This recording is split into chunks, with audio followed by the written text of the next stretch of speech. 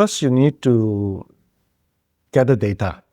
Yeah. So we gather data through our 6 months gathering data from our emissions, from our energy consumption. So everything we gather data within 6 months becomes our baseline. Oh, wow. So what are the things we do? So we are still continuing capturing the emissions from our roasting equipment. So once we have this data, then in the future, when we want to upgrade our roasting equipment, what sort of equipment do we want to replace with? Right. Obviously, those that reduce energy, lesser emissions, cleaner air, cleaner output. So these are the things. The introduction to regenerative coffee farming workshops are now available on demand in English, Spanish, and Portuguese. For coffee producers, the workshop is available for just $10, and for everyone else, it's $20. Led by our incredible professors, the workshop is packed with practical knowledge and strategies to help coffee farmers and the entire coffee industry adapt to the challenges of climate change, rising costs, and market demands. If you're a business owner, this workshop is a great and affordable way to inform your employees about the challenges ahead while also supporting Map It Forward. Head to mapitforward.coffee/workshops or click the link in the description to purchase the on-demand version and start your journey towards a more sustainable coffee future today. Welcome to the Daily Coffee Pro by Map It Forward, friends. I'm your host, Lee Safar, and this is episode 3 of an awesome 5-part series with Kelvin Ngow from Origine and Coffex Coffee in Malaysia. We are talking about how do we reduce the carbon footprint of coffee. That's what our series is about.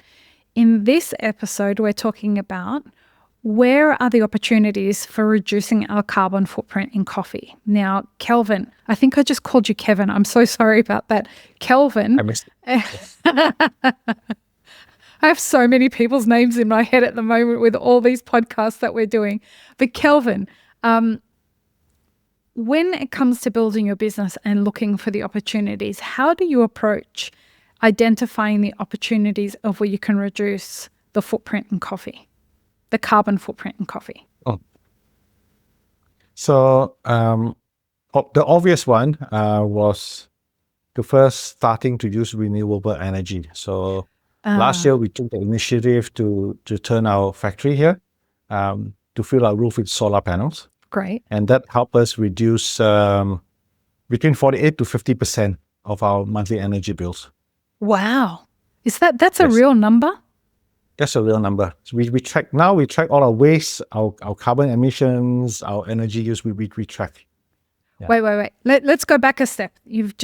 I'm all excited now. So I guess the baseline is creating a baseline. You've got to figure out how much of everything, yes. right? Yes. How do you go through that process? Because First that's a learning curve, right? Yeah, first you need to gather data. Yeah. So we gather data through our 6 months gathering data from our emissions, from our energy consumption.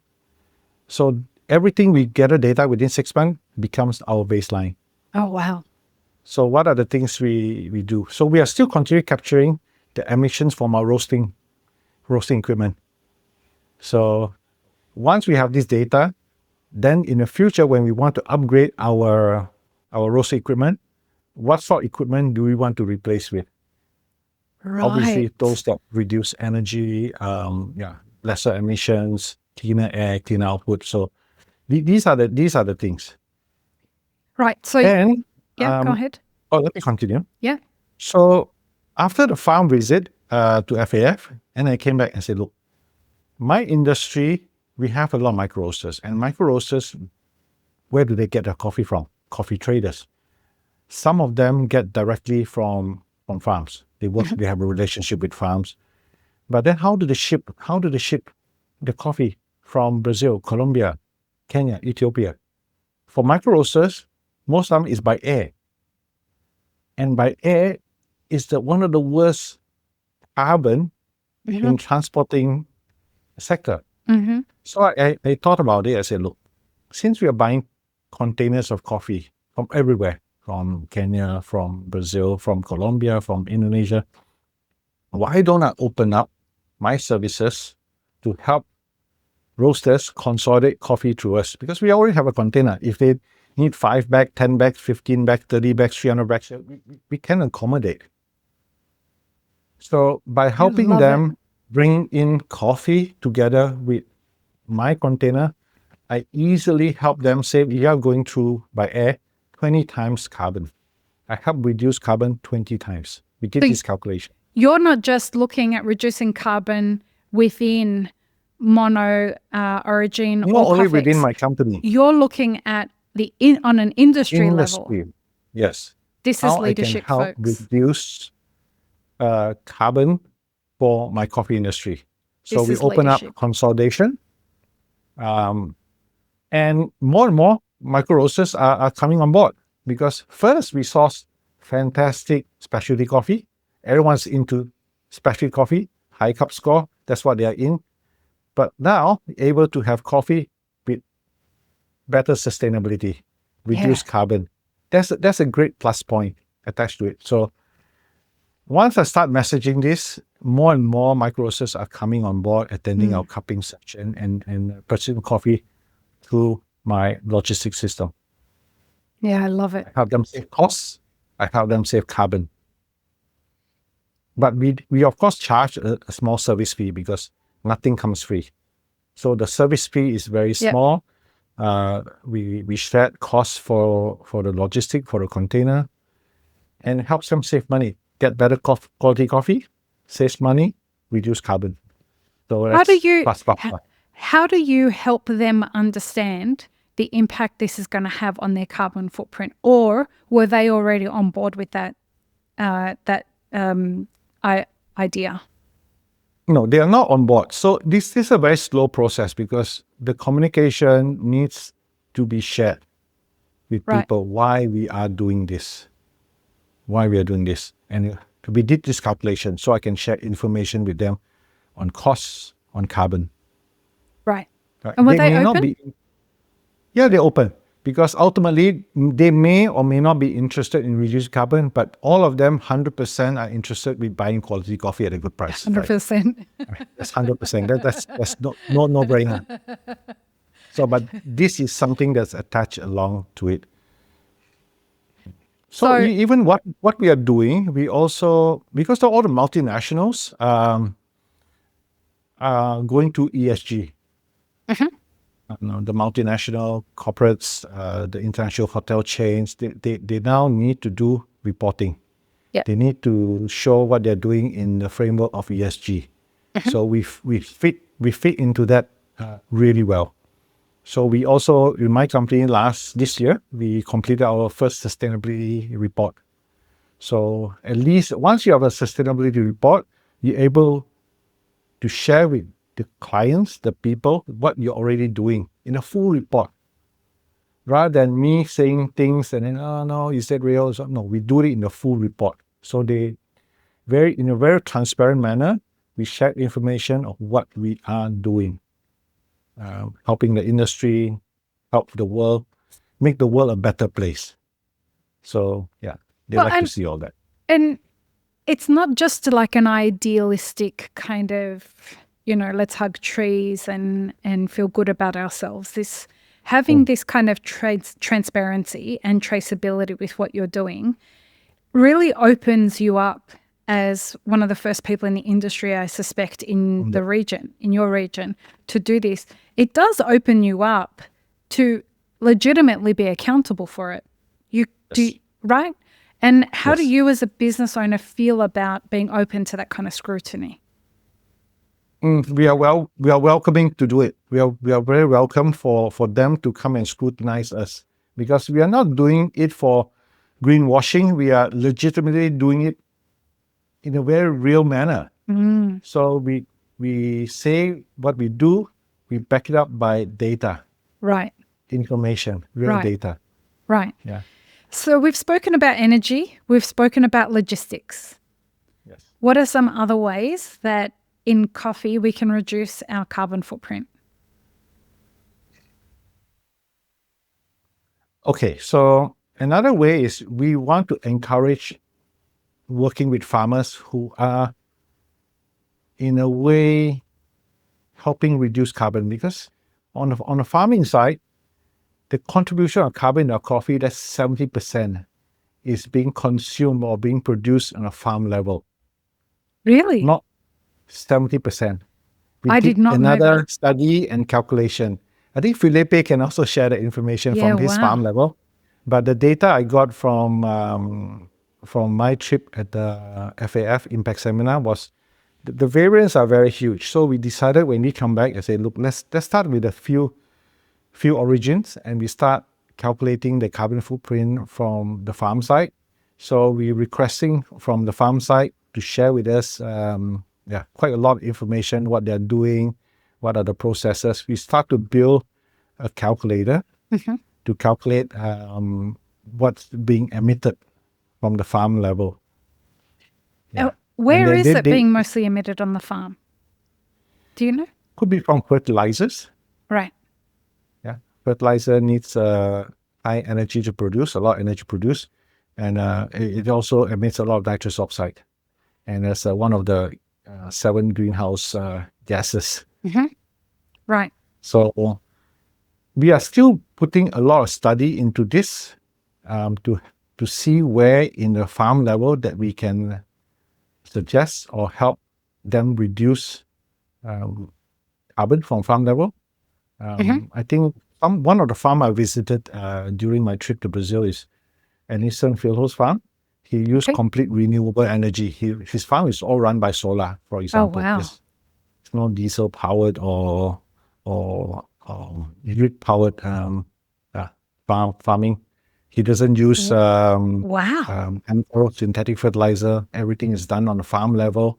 So I do not know the information that much or the carbon, but I will be asking very soon his carbon emission from that particular farm, because I've seen this farm currently is at that very high level that they use renewable energy. They don't use any synthetic pesticides or synthetic fertilizer.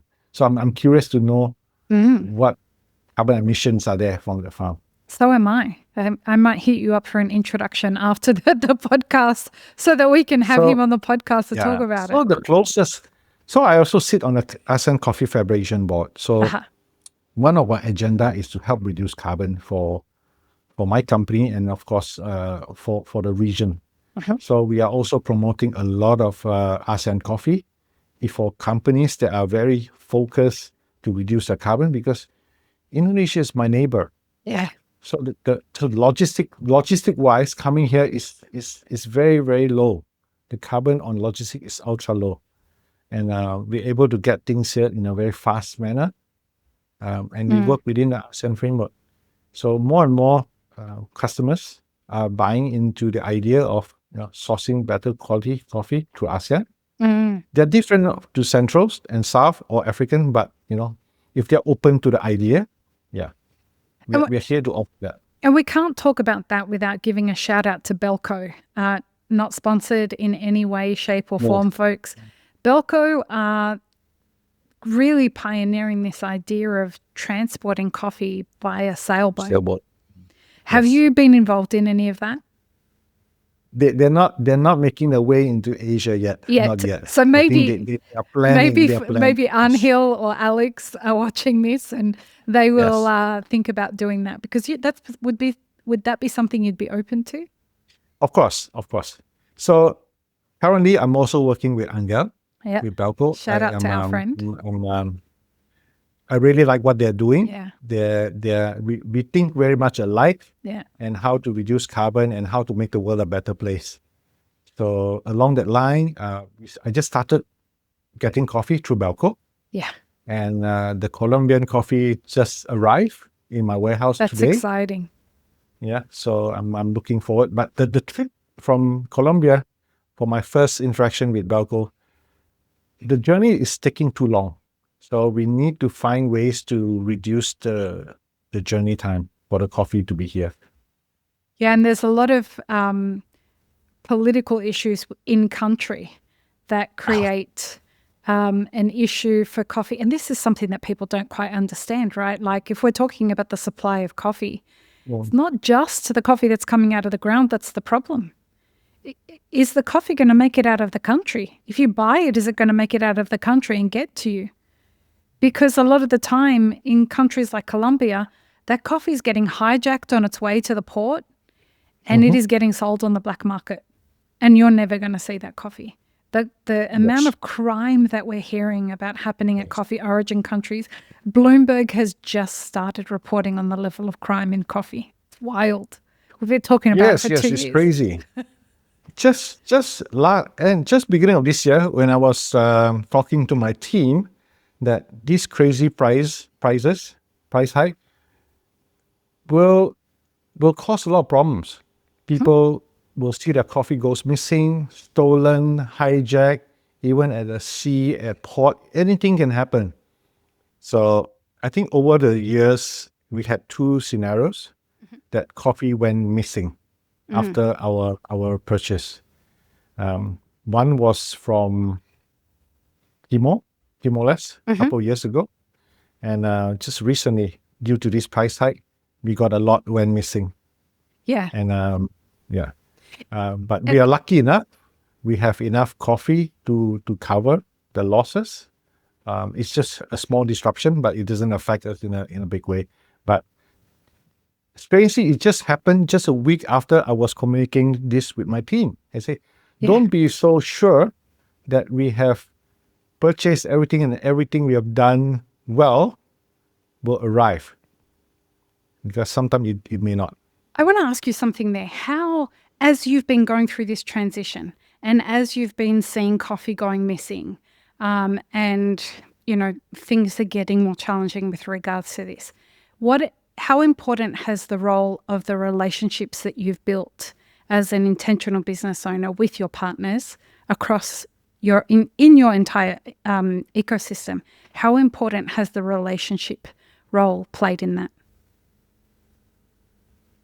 I think as we move along the time scale, building a business more ethically and more sustainably,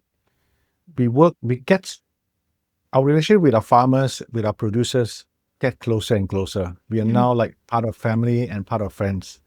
So we're able to trust each other even at sometimes difficult situations. Yeah. We are way more forgiving because we understand where they are. If something bad has happened at farm level, we are very understanding because obviously they don't wish that to have happened. Yeah. But we are also very understanding that, hey, this is not the worst thing for me. I think you're suffering a lot more than I am. And I don't get upset. We just need to plan better. As a business entity, we just need to plan ourselves better, taking in consideration that these things do happen. Yeah, wow. And it sounds like, as I know some of the partners that you've worked with, and I've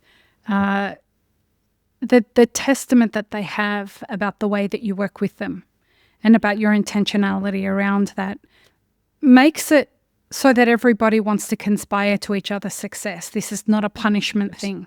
It's very encouraging to have examples of that on the podcast so that people who are listening can aspire to that same kind of relationship in business, because as this gets more challenging, and this industry is going to get more challenging, folks. I don't care what anyone in any of these associations that think that they're running this industry are telling you.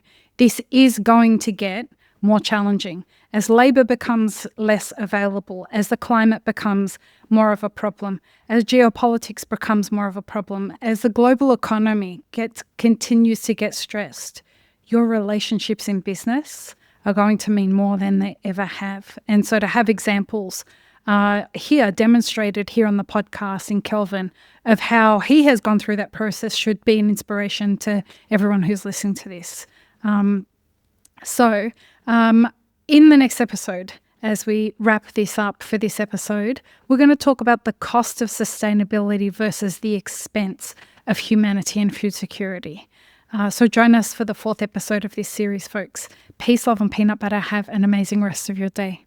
This episode is part of a 5-part series produced by Mapper Forward. Check the full playlist and guest details in the show notes, as well as how you can support our work in the coffee industry. Become a premium YouTube subscriber, explore our Patreon and any brands we've partnered with to bring you this podcast. Please don't forget to like, share, and subscribe. It really does help us grow our audience.